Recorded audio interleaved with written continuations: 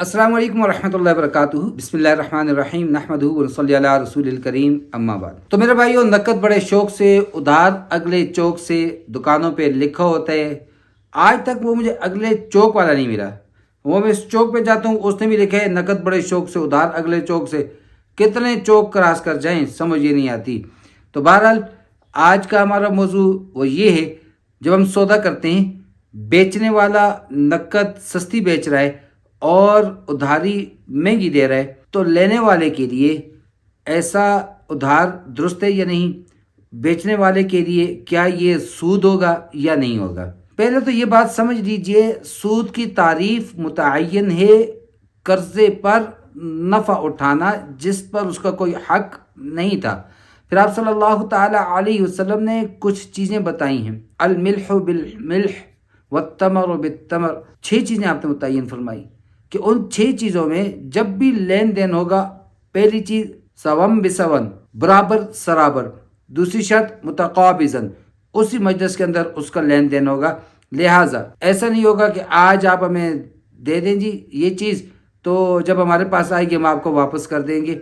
ऐसा नहीं करना। चीज़ के बदले में चीज़ दे रहे हैं, चीनी के बदले में चीनी वापस कर रहे हैं। घरों में ये बहुत लगा रहते हैं। तो अगर वो इतनी मुतअय्यन पे पहुंच रही है कि हमने मिसाल के तौर पर उसको 5 किलो का पैकेट पूरा लाया था चीनी का, और 5 का 5 किलो उठा कर दे दिया, और उन्होंने महीने के बाद या 3 दिन के बाद जब अपना सौदा खरीद कर लाए और उन्होंने 5 के बदले में हमें 5 किलो ही वापस की चीनी, तो भाई जब चीज़ के बदले में चीज़ दे रहे हैं तो फिर वहाँ पर दोनों शर्तें होती हैं।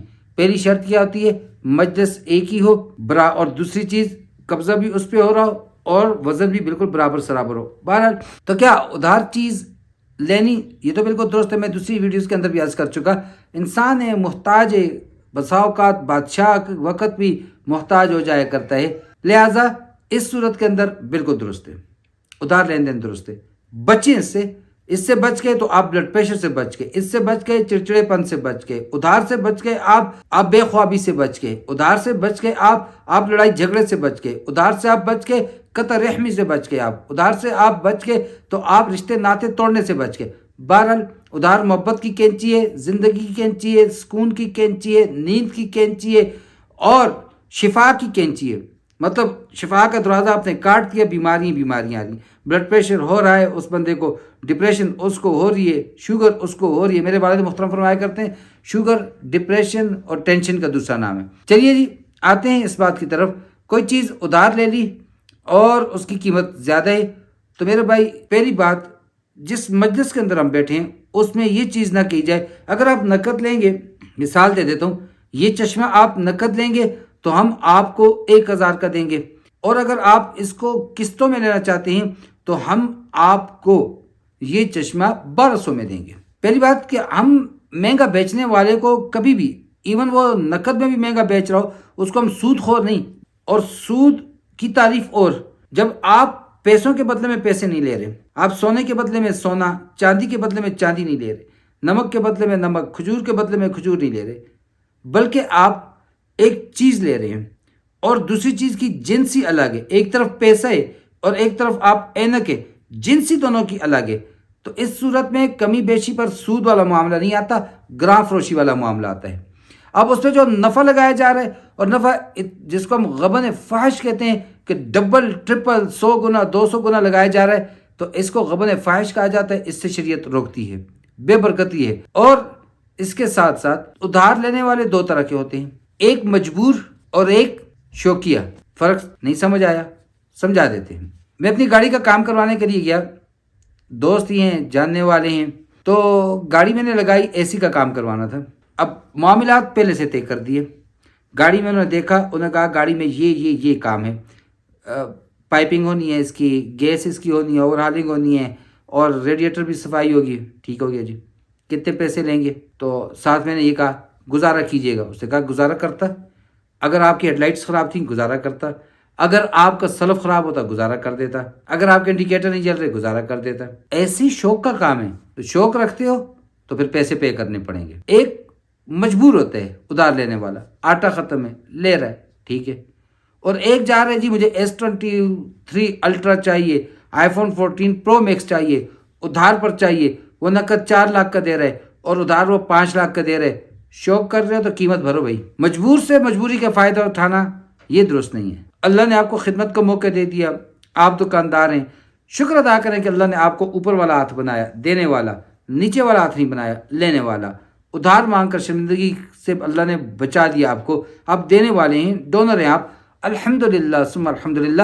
اللہ کا شکر ادا کریں, اللہ آپ کے رزق میں برکتیں بھی دیں گے, بڑھوتری بھی کریں گے. تو آپ احسان کر دیں, اس کو دے دیجئے, اور دینے کے بعد وقت متعین کر دیجئے. تب تک کوئی ایکسٹرا پیسے نہ لگائیں. اللہ آپ کے انہی پیسوں میں اتنی برکت عطا فرمائیں گے. اللہ آپ کو ایسے لا علاج قسم کے مرض, مہنگے امراض سے محفوظ رکھیں گے, اولاد نیک کریں گے. تو خدمت کے جذبے سے دے دیں. بہرحال دوسرا تھا, کوئی شوقیہ تھا, تب بھی آپ کی مرضی, جو بھی صورتحال کرتے ہیں آپ.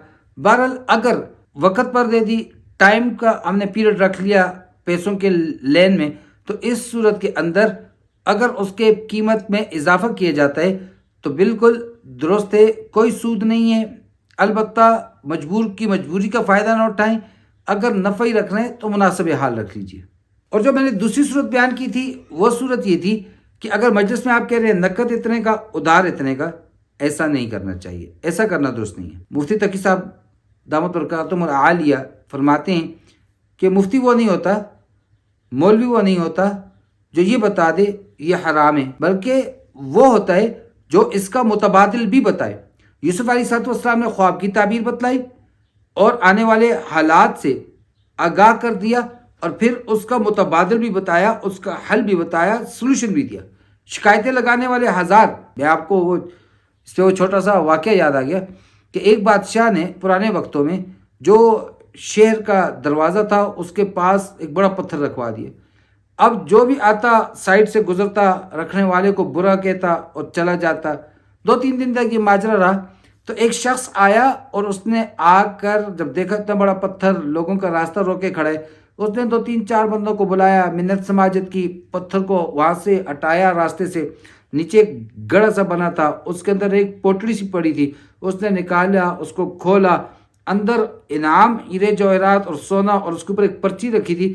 یہ اس شخص کا انعام ہے کہ جو شخص مسائل بتاتا نہیں بلکہ ان کے حل کی کوشش کرتا ہے. تو جناب اس کا حل کیا ہے؟ جب کبھی بھی آپ کے پاس کوئی کسٹمر آتا ہے, کوئی گاہک آتا ہے, تو اس کے ساتھ وہ آپ سے پوچھتے جی یہ اینک کتنے کی ہے, تو آپ ان سے پوچھ لیجئے بھائی جان آپ کیش میں لینا چاہتے ہیں یا آپ کا پروگرام ہے کہ میں اس کو کچھ انسٹالمنٹس میں لے لوں. تو وہ کہتے ہیں جی میں کیش میں لے رہا ہوں. ٹھیک ہے بھائی جان, یہ 1000 روپے کی ہے. اور اگر وہ کہتے ہیں انسٹالمنٹس میں لینا چاہتا ہوں, پھر آپ اس کے انسٹالمنٹس پلان پوچھیں, جی کیسے لینا چاہتے ہیں آپ, اس کی قیمت جتنی بھی ہو فرض کروا دیں 3000 روپے قیمت ہے, how much you can pay in advance, آپ نقد کتنے دے سکتے ہیں. اور وہ کہتے ہیں جی میں اس کا 25%, 30% اور 50% آدھی قیمت چوتھائی نقد دے سکتا ہوں. ٹھیک ہے جی. اب جو باقی رقم رہ گئی ہے 50%, اس آدھی قیمت کا ادا کرنے کا آپ کا کیا پلان ہے, کیا ارادہ ہے. اور وہ کہتے ہیں جی میں انشاءاللہ نیکسٹ منتھ نہیں, اس کے نیکسٹ منتھ میں میری ایک کمیٹی تھی, یہ میرے کسی نے دینے ہیں, انشاءاللہ میں پے آف کر دوں گا, یا اگر اس نے نہ بھی دیے میں انشاءاللہ ان 2 مہینوں میں قسطوں میں بھی آپ کو دے سکتا ہوں. تو آپ پھر بتا دیجیے جی یہ قیمت اس کی 2050 روپے, آپ اپنا 50 روپے ایکسٹرا رکھ لیں, کوئی حرج کی بات نہیں ہے. لیکن آپ اس کو کہہ رہے ہیں جی نقد اتنے کا, ادھار اتنے کا, پہلی بات اس کی دل میں آئے گی اگر وہ آپ کا جاننے والا دوست تعلق والا ہے, اور جی آپ لوگ تو الٹی چھری کے ساتھ ذبح کر رہے ہو, بلکہ الٹی بھی نہیں, اس کو اس طرح سے ذبح کر رہے ہو, یوں ذبح کرتے سمجھ آتی, آپ یوں ذبح کر رہے ہیں, تو تعلقات خراب ہونے کا اندیشہ ہے. لہذا پوری صورتحال پوچھ کر پھر آخر میں اس کی قیمت بتا دیں, تو اس میں کسی قسم کی کوئی خرابی بھی نہیں آئے گی, نہ تعلقات خراب ہوں گے, نہ خرید و فروخت خراب ہوگی, بالکل جائز طریقے سے ہم لین دین کر دیں گے. البتہ اب کچھ لوگوں تو بزنس ہی یہی ہے کہ بائی ناؤ پے لیٹر, اس کی تو ذریعہ آمدنی یہ ہے, اس کو تو پھر اپنے اصول و ضوابط علماء مفتی حضرات کے ساتھ بیٹھ کر طے کر لینے چاہیے.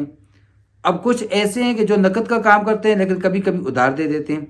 تو ایسے لوگوں کو اگر اللہ رب العزت نے ہمت دی ہے, وسعت عطا کی ہے, تو بغیر نفع کے دے دیا کریں مجبور کو, اور واپسی کی امید رکھیں, اور تنگ نہ ہوا کریں. قرض کمال کی چیز ہے. آپ سے وعدہ کیا تھا میں 20 مئی کو آپ کو پیسے واپس کر دوں گا, 20 مئی کو اس نے پیسے نہیں دیے, 21 مئی گزرا, 22 مئی گزرا, 20 مئی تک آپ کو اتنے روپے 10,000 روپے صدقہ کرنے کا ثواب تھا. اس نے 10,000 آپ سے قرض لیا تھا, یہ چیز لی تھی. اب اس کے بعد ہر دن اس نے آپ کو پیسے پے کیے 30 مئی کو, تو ہر دن آپ کو 10,000 روپے صدقہ کرنے کا ثواب مل رہا ہے. کمال نہیں ہے؟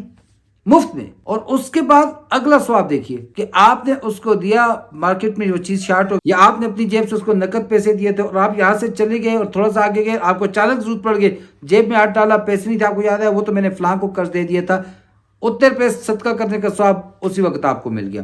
اللہ سبحانہ و تعالیٰ تو دینے کے بہانے ڈھونڈتے ہیں میرے بھائیوں. تو اگر اللہ نے توفیق دی ہے تو اس پہ نفع نہ لگائیں. مزید آگے اگر اللہ نے مزید توفیق دی ہے, وہ مجبور ہے, تو اس کو بخش ہی دیں. اللہ آخرت میں اس کو بڑھا چڑھا کر ہمیں واپس دیں گے. اور اللہ کی ذات غیور ہے, اللہ کی ذات دیالو ہے, اللہ کی ذات کسی کا ادھار کبھی بھی نہیں چھوڑتی. لہٰذا اس کی رحمت پہ نظر رکھیں. جس نے مجھے دیا, ہو سکتا ہے آج مجھے دیا ہوئے کل اس کو دے دے اور مجھے اس کا محتاج بنا لے. تو اللہ کی رحمتوں پر شکر ادا کریں اور اللہ کے دیے ہوئے رزق میں سے, مال میں سے, جان میں سے اس کی رضا کے لیے اللہ کے راستے میں خرچ کریں. اللہ مجھے اور آپ کو سمجھ اور عمل کی توفیق عطا فرمائے. وما علینا الا البلاغ. السلام علیکم ورحمۃ اللہ وبرکاتہ.